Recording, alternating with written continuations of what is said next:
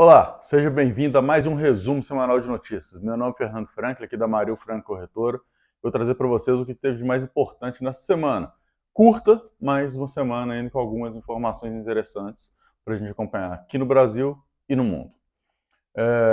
Então, como vocês sabem, né, vamos começar aí pela parte internacional, né, e lá a gente tem começando primeiramente com o Reino Unido, falar aí um pouquinho da Rainha Elizabeth II, que faleceu nessa semana, né, aos seus 96 anos, depois de um dos mais longevos reinados, né, do mundo, é o segundo reinado mais longo, né, e ela, com o falecimento dela, quem assume é o príncipe Charles, que se torna rei Charles III.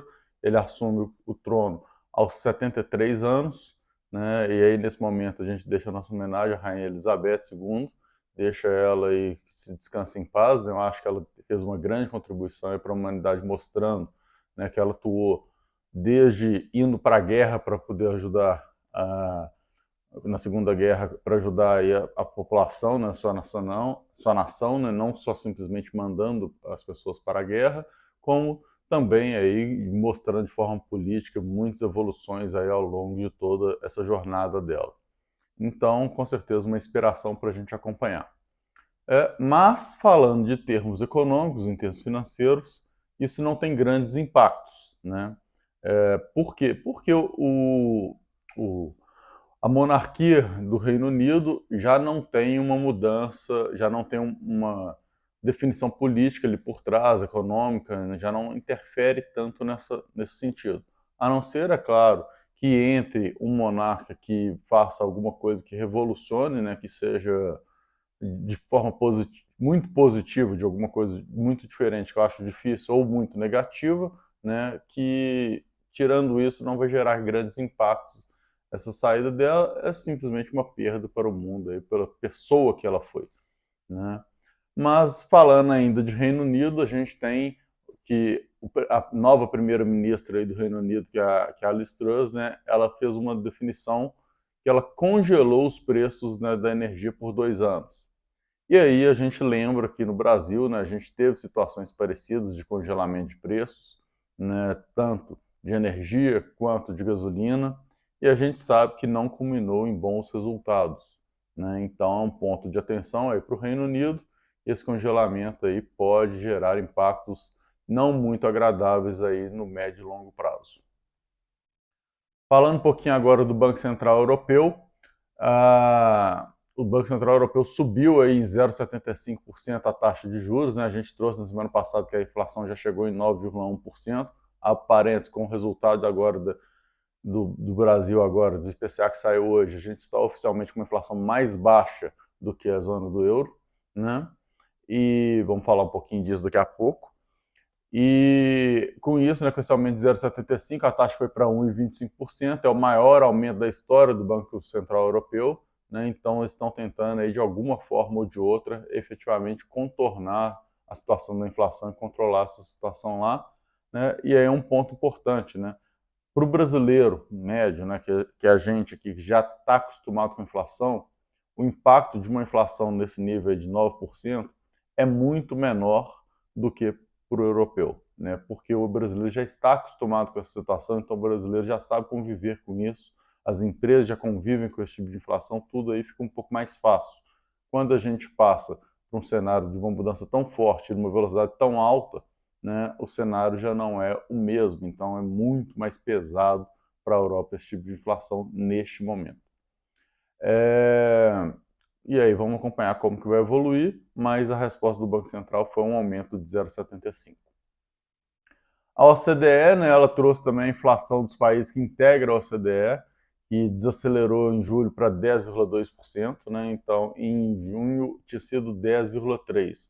Isso aí, principalmente essa desaceleração, se dá porque o peso da aceleração da energia já reduziu, né, em relação a junho. De junho para julho já deu uma reduzida o peso dessa aceleração da energia, né, ou seja, o grande impacto já foi, e aí traz um bom sinal nesse sentido, mas ainda uma inflação aí acima de 10% no acumulado anual de 12 meses, né, no acumulado de 12 meses.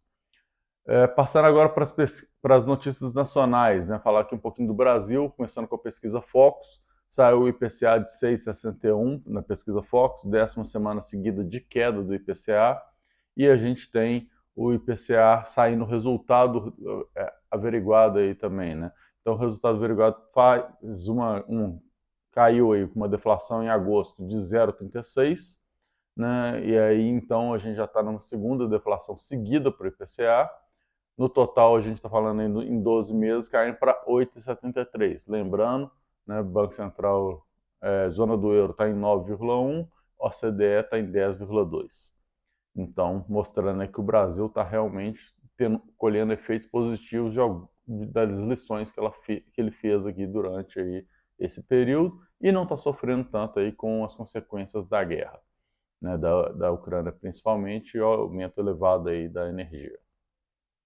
Temos também o IGPM, né, caindo para 9,96, também pela 10ª semana seguida na pesquisa Focus, e o PIB também subindo pela 10ª semana seguida para 2,26%, né? Então, um cenário ainda mostrando essas variações de forma positiva, já são 10 semanas seguidas com essas mudanças positivas aí para a economia.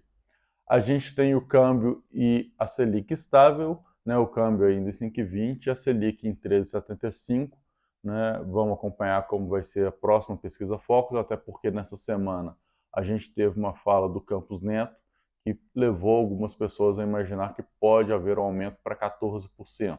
Então vamos ver se isso aí vai acabar interferindo aí no resultado da pesquisa Focus. Continuando falando de alguns indicadores, a gente tem aí o GPDI, que registrou uma queda de 0,55 no mês de agosto, né?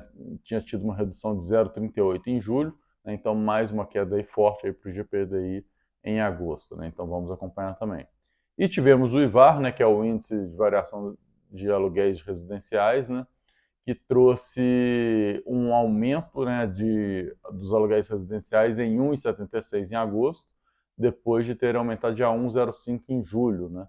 Então, ponto importante aí para os aluguéis, subindo um pouquinho, né? Um índice que vai substituindo aos poucos aí o IGPM e o IPCA para os contratos de aluguéis. E, por fim, né, como a gente teve aí o 7 de setembro, então tem que falar um pouquinho aí das eleições também, né, que a gente está cada vez mais próximo das nossas eleições. Tivemos várias passeatas no dia 7 de setembro, né, elas tiveram uma grande adesão, né, e essa adesão teve um grande movimento aí de apoio, demonstração de apoio ao presidente Jair Bolsonaro. Não vou entrar aqui no mérito se as demonstrações de apoio são positivas ou não, a forma que foi feita e tudo mais, mas o grande ponto é que mostrou uma força aí de mobilização aí do Bolsonaro que mantém aí cada vez mais forte a disputa em aberto aí para as eleições presidenciais aqui do Brasil. Passando agora para o mercado brasileiro, falar um pouquinho aqui dos índices, né, do fechamento dessa semana, uma semana que fechou de forma bem positiva, né? Hoje, o Ibovespa fechou em 112.300 pontos, uma alta de 2,17. Na semana, uma alta de 1,30. Em setembro, uma alta de 2,54. E no ano já é uma alta de 7,13. Quando a gente fala das small caps, fechou hoje em 2,775, uma alta de 2,02. Na semana, uma alta de 1,03. No mês de setembro, 2,67 de alta. E em 2022, ainda uma queda de 3,84. Já o IFIX fechou hoje em 2.980, uma alta de 0,19. Na semana, uma alta de 0,15. Em setembro, uma alta de 0,13. E em 2022, a gente está falando de uma alta de 6,25. As BDRX fecharam hoje em 11.614, né? Uma alta aí de 1,17. Na semana, uma alta de 1,82. Em setembro, uma queda ainda de 0,05. E em 2022, uma queda forte ainda de 24,49%. Quando a gente pega o dólar Petax, fechou hoje em 5,1633, né, uma queda de 1%. Na semana, a gente está falando de uma queda de 0,47%. Em setembro, a gente está falando aí de uma queda de 0,30%. E em 2022, uma queda de 7,48%. E o Euro Petax, fechando hoje em 5,1871, né, voltou aí para cima aí do dólar, né, apesar de ter passado alguns dias abaixo do dólar, o euro, né, com uma queda de 0,11%, na semana uma queda de 0,33%, em setembro uma queda de 0,49% e em 2022 uma queda de 17,97%. né? Então, em termos de indicadores, a gente tem de indicadores de índices, né? A gente tem esses, principalmente aí com o dólar Petax e o euro com uma queda forte e o Ibovespa e as small caps subindo de forma bem concisa, né? Então, são pontos importantes para a gente acompanhar. O volume, com um volume interessante, movimentado na Bolsa hoje. Vamos ver como que isso vai se comportar daqui para frente, né? Nos próximos meses, nos próximos dias, né? E depois próximos meses aí, principalmente que a gente ainda vai ter o peso das eleições em algum momento aí, um pouco mais forte, que até o momento acredito que a gente não sentiu ainda as eleições para este ano, né? Então, é um ponto interessante da gente levar em consideração. Passando para os fatos relevantes de mercado, eu vou começar aqui falando um pouquinho de criptomoedas, né? Porque saiu algumas informações que eu acho interessante a gente comentar.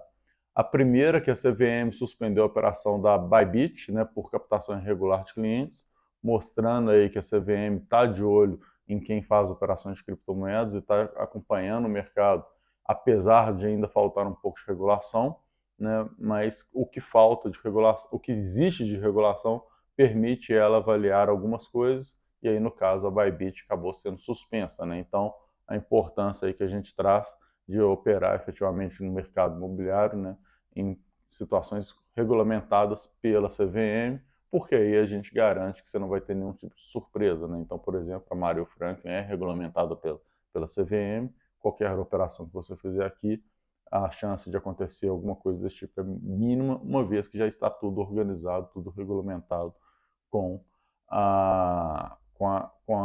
a legislação atual e cumprindo todas as demandas que a CVM demanda, né? Então, são pontos importantes da gente acompanhar esse tipo de situação. Temos também lá nos Estados Unidos o presidente da SEC, né, nada mais é do que a CVM americana, que deu entrevista, né, a respeito que a entidade está acompanhando aí de perto, mostrando que a entidade está acompanhando aí de perto o processo de regulação das criptomoedas lá nos Estados Unidos. Tem diversos projetos em andamento lá no Congresso, né, mas ela está de olho e está falando que as empresas que atuam na criptomoedas vão ter que aceitar essa nova regulação da forma que ela vier. Claro que ele entende algumas coisas que devem ser feitas para que seja possível ocorrer a regulamentação, né? Mas aí é outro ponto. Mas que elas vão ter que aceitar, se elas não aceitarem, elas vão ser processadas, né? E isso é algo natural lá nos Estados Unidos, acontece com bastante frequência. Então é algo que a gente vai acompanhar e ver como vai ser, porque a regulação disso vai impactar no mundo inteiro. O primeiro país que regulamentar isso aí de uma forma mais robusta vai servir de exemplo aí para o mundo inteiro, com toda certeza. Temos também a PetroRio, né? Em algum tempo aí para trás a gente teve a informação, né, de que ela teve que paralisar um dos seus maiores campos aí por um período aí de cerca de 10, 12 dias, né? Então, e agora ela informou que a produção do petróleo caiu 12,8% agora no mês de agosto, quando comparado com julho, mostrando aí o impacto que foi. Parte do impacto é explicado por isso, né? Claro, tem outras N explicações, podem ter N explicações envolvidas, mas com certeza parte é explicado por essa paralisação, né? E a gente deve acompanhar e ver quem quer investir em PetroRio, entenda um pouquinho melhor disso, leia o relatório de produção da PetroRio e entenda a situação para ver o impacto que isso é e se acredita-se que isso vai acontecer novamente ou não, para você tomar suas decisões, né? Lembrando sempre, a tomada de decisão é sua. Aqui a gente só está trazendo alguns fatos para você poder pesquisar mais a respeito. Temos também o Grupo Pão de Açúcar, né, que informou que vai realizar uma cisão do Grupo Êxito, né, em 2023. Ainda tem muita coisa para poder acertar aí a respeito, né, como que vai ser feito essa cisão, qual que vai ser o valor e tudo mais, mas a gente lembra aí, né, da cisão aí do Grupo Açaí, né, com o Pão de Açúcar, e que foi uma cisão interessante para os acionistas, né, pelo valor gerado aí nessa cisão. Então a gente tem que acompanhar, né, e vamos ver como vai ser o caso do Grupo Êxito. Não significa que vai ser os mesmos moldes do açaí, né? Mas é uma coisa para a gente com certeza ficar de olho, e quem quer e quem já investe no Grupo Pão de Açúcar ou quer investir no Grupo Pão de Açúcar deve acompanhar essas informações e ficar de olho aí no que for sendo desdobrado para poder saber como que vai ser essa situação dessa cisão do Grupo Êxito, né? E aí, obviamente, ainda não tem data, só falaram que vai ser em 2023. E, por fim, a gente tem a Vale, né? A Vale ela apresentou diversas iniciativas aí para alavancar o potencial do negócio de metais básicos, né? E atualizou suas estimativas de forma considerável em termos de produção. Ela está focada em questão de possibilidade de energias, né? Nessa situação de crise energética, então buscando aí, por exemplo, o níquel é muito utilizado para baterias, né? Por exemplo, né? Então são situações que a Vale está enxergando como potencial, buscando uma diversificação aí de seu portfólio nesse momento, né, que é muito concentrado em minério de ferro, e aí tentando dar um pouco mais de importância para os metais básicos, né, vão acompanhar os desdobramentos dessas iniciativas, vão avaliar elas, vão ver e principalmente vão ver os resultados, se vão vir e quando vão vir e como vão vir, né? Então, porque podem vir resultados bons, podem vir resultados ruins, a gente ainda não sabe, mas é um ponto que mostra um direcionamento estratégico da empresa aí, voltando para uma situação que foi inclusive na época lá do Roger Guinelli, lá atrás, né? Então, um ponto interessante aí da gente acompanhar, né? E ver se vai conseguir gerar algum resultado efetivo, esse fortalecimento aí dos metais básicos. Bom, pessoal, semana, como disse, uma semana mais curta, não teve grandes notícias diferentes aí de diversas empresas. Tivemos esses pontos importantes aí, né? Criptomoedas para falar, PetroRio, Pão de Açúcar e Vale. Mas espero que esse vídeo aqui tenha ajudado vocês a ficar informado, que é o mais importante, que aí vocês conseguem tomar suas decisões de investimento de uma forma mais embasada. É isso, muito obrigado e até a próxima. Tchau, tchau.